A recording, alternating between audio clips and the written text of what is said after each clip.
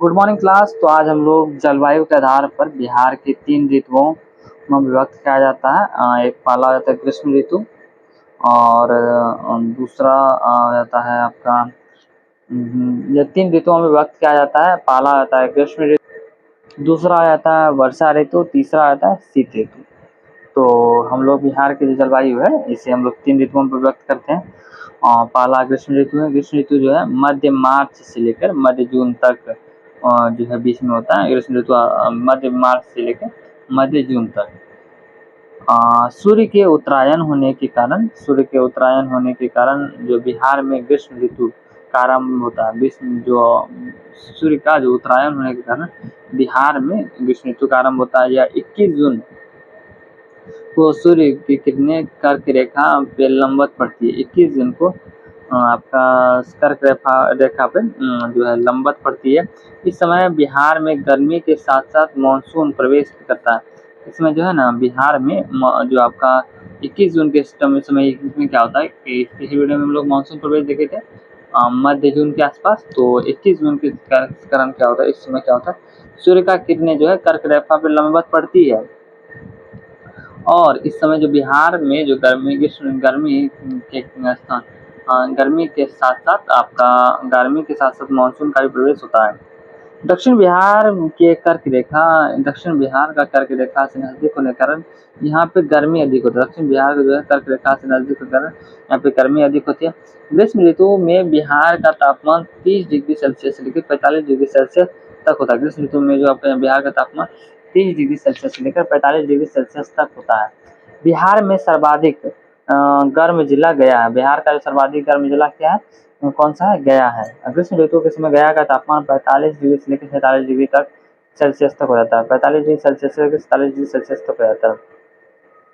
गया को सर्वाधिक गर्म होने में 2 प्रमुख कारण है। ग्रीष्म ऋतु में नदियों का सूख जाना और रेत का अधिक गर्म हो जाना, और गया की पहाड़ियों पर पेड़ पौधे ना होना। ग्रीष्म ऋतु में नदियों का सूख जाना तथा रेत का अत्यधिक गर्म होना, और जो है ये आपका ग्रीष्म ऋतु में नदियों का सूख जाना तथा रेत का अत्यधिक गर्म होना, ये आपका हो गया। और गया की पहाड़ियों पर पेड़ पौधे का ना होना, गया की पर जो पहाड़ियां हैं वहाँ पे पेड़ पौधे का ना होना इस ऋतु का कारण है। ग्रीष्म ऋतु में अधिक तापमान का कारण क्या है कि यहाँ का जो गर्म होने के कारण यही दो कारण, ग्रीष्म ऋतु में नदियों का सूख जाना और रेत का अत्यधिक गर्म होना, और गया में पहाड़ियों पर पेड़ पौधे का ना होना।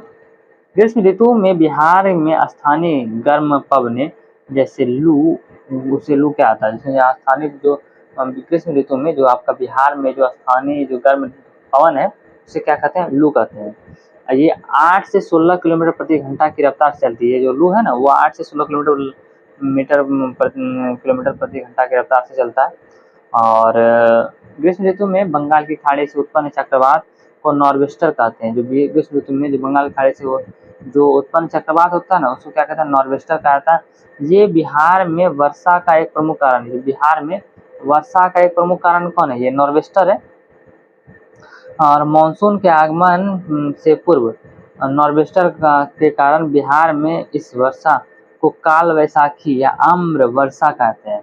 जो मानसून आने से पहले ये पूर्व नॉर्वेस्टर जो आपका बिहार में उत्पन्न चक्रवात है वो उससे जो वर्षा होता है बिहार में पूर्व होता है उसे काल वैसाखी कहते हैं या आम्र वर्षा कहते हैं। काल वैसाखी के कारण बिहार में फसलें नष्ट हो जाती है। ज़्यादा वर्षा होता है उसमें क्या होता है, जो फसल होता है आपका जो उसमें जो फसल होता है वो आपका क्या रहता है, नष्ट होने लगता है। ठीक है,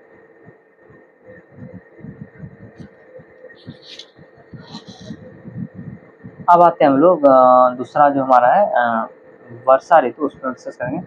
ये मध्य जून से मध्य अक्टूबर तक होता है। ये मध्य जून से मध्य अक्टूबर तक होता है। बिहार में मानसून का प्रवेश मध्य जून में होता है। बिहार में मानसून का प्रवेश मध्य जून में होता है। और यहाँ पे 12 से 20 जून के बीच में पहली वर्षा देखने को मिलता है। पहली वर्षा जो है 12 से 20 जून के बीच में देखने को मिलता है। और बिहार में कुल वर्षा का 80% से अधिक वर्षा दक्षिण पश्चिम मानसून के कारण होता है। बिहार का जो कुल वर्षा जो 80% से अधिक वर्षा दक्षिण पश्चिम मानसून के कारण होता है। बिहार में मानसून का प्रवेश उत्तर पूर्वी भाग से दक्षिण पूर्वी पश्चिम भाग तक होता है। जो बिहार में जो मानसून का प्रवेश और जो उत्तर पूर्वी भाग से होता है, किशनगंज की ओर से होता है, और ये जाते जाते दक्षिण पश्चिम की तरफ चलाता है, मतलब कैमूर की तरफ चलाता है, वहाँ से किशनगंज की यात्रा से आता है और कैमूर की तरफ से निकल जाता है। बिहार में सर्वाधिक वर्षा उत्तर पूर्वी दिशा में 120 से 180 सेंटीमीटर तक होता है। बिहार में सर्वाधिक जो वर्षा है उत्तर पूर्वी भाग में 120 से 180 सेंटीमीटर होता है। बिहार में सर्वाधिक वर्षा किशनगंज में होता है, जहाँ पर 200 से 220 सेंटीमीटर तक होता है, और औसतन हम लोग बोल रहे हैं उत्तर पूर्वी का 120 से 180। और बिहार का अगर सर्वाधिक वर्षा वाला बोलेगा जिला तो किशनगंज होता है, वहाँ पे 200 से लेकर 220 तक औसतन वर्षा देखने को मिलता है। और बिहार में सबसे कम वर्षा दक्षिण पश्चिम भाग में, जहाँ पर औसतन वर्षा 100 से 120 मापा जाता है। दक्षिण पश्चिम भाग में जो आपका बिहार में, वहाँ पे सबसे कम वर्षा होता है, कितना 100 से 120 औसतन होता है वर्षा। और सबसे कम वर्षा वाला जिला जो है आपका अरवल, औरंगाबाद तथा जहानाबाद आदि जिला है। कौन कौन है आपका? अरवल हो गया, औरंगाबाद हो गया और जहानाबाद।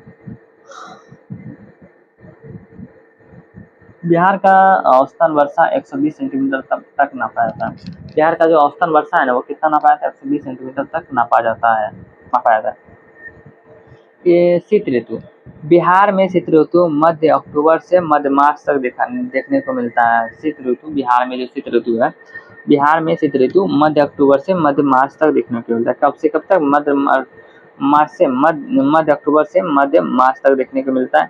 सूर्य का दक्षिणायन होने के कारण बिहार में शीत ऋतु का आगमन होता है। सूर्य का दक्षिणायन होने के कारण बिहार में शीत ऋतु का आगमन होता है। और 22 दिसंबर को सूर्य मकर रेखा पर लंबवत 22 दिसंबर को जो सूर्य है वो मकर रेखा को लंबवत होने के कारण यह समय बिहार में सर्वाधिक सर्दी पड़ रही है। इस समय क्या होता है कि सर्दी पड़ रहा होगा। और जो सूर्य है वो मकर रेखा पर लंबवत होने के कारण यहाँ पे बिहार में सर्वाधिक सर्दी पड़ रही होती है। बिहार में सर्वाधिक सर्दी का समय मध्य दिसंबर से मध्य जनवरी तक होता है। बिहार में सर्वाधिक सर्दी जो होता है जो वो कब होता है? मध्य दिसंबर से लेकर मध्य जनवरी तक होता है। और मकर संक्रांति के बाद बिहार में ठंड, मकर संक्रांति जब होता है उसके बाद क्या होता है? बिहार में ठंड कमने लगती है। क्या लगता है? कमने लगती है। सर्दियों में बिहार में तापमान जो है 10 डिग्री सेल्सियस से लेकर 7 डिग्री सेल्सियस तक पहुंच जाता है। बिहार में जो है आपका सर्दियों में 10 डिग्री सेल्सियस से 7 डिग्री सेल्सियस तक पहुंच जाता है। और शीत ऋतु में बिहार में बहने वाला जो पवन शीत लहरी, जो शीत ऋतु में बिहार में जो बहने वाला जो पवन होता है शीत लहरी कहते हैं। जो शीत ऋतु में जो बिहार में बहने वाली पवन को क्या कहते हैं? शीतलहरी कहते हैं। शीतलहरी के कारण बिहार में जन जीवन प्रभावित होता है। यहाँ पे शीतलहरी के कारण क्या होता है? बिहार में जन जीवन प्रभावित हो जाता है। इसमें सर्वाधिक क्षति आलू, गेहूँ तथा सरसों आदि फसलों को होता है।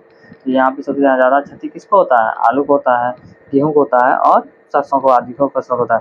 सर्दियों में सर्वाधिक ठंडा जिला गया होता है। सर्दियों में सर्वाधिक ठंडा वाला जिला गया होता है। सर्दियों में सर्वाधिक ठंडा वाला जो जिला है वो गया होता है, जिसका तापमान 60 डिग्री सेल्सियस तक पहुंच जाता है।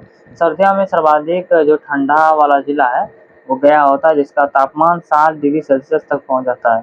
सर्दियों में सर्वाधिक ठंडा वाला जिला गया होता है और जिसका तापमान 60 डिग्री सेल्सियस तक पहुंच जाता है।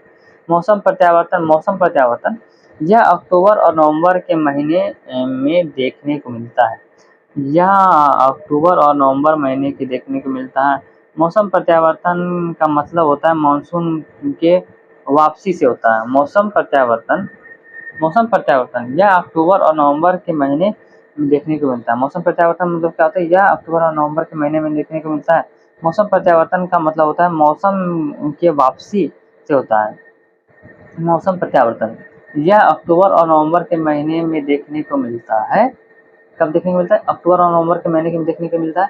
और मौसम प्रत्यावर्तन का मतलब होता है मानसून के वापसी से होता है। मौसम प्रत्यावर्तन का मतलब क्या होता है? मानसून के वापसी से होता है।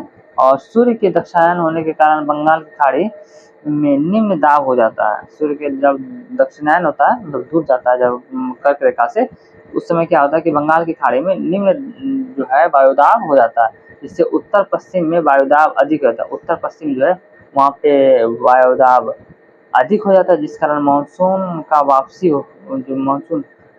होता है, और मानसून प्रत्यावर्तन के कारण कभी कभी बिहार में वर्षा देखने को मिलता है। ठीक है, और इसमें क्या होता है, मानसून जो लौटता है उससे मौसम प्रत्यावर्तन के कारण क्या होता है, कभी कभी बिहार में वर्षा देखने को मिलता है। तो ये हमारा वीडियो यहीं तक था, ये हमारा पूरा हुआ। इसके बाद जो हमारा है जो टॉपिक है बिहार की मिट्टियाँ, वो टॉपिक हम लोग नेक्स्ट वीडियो में कवर करेंगे। तो इस वीडियो में यहीं तक। Thanks for watching. जय हिंद।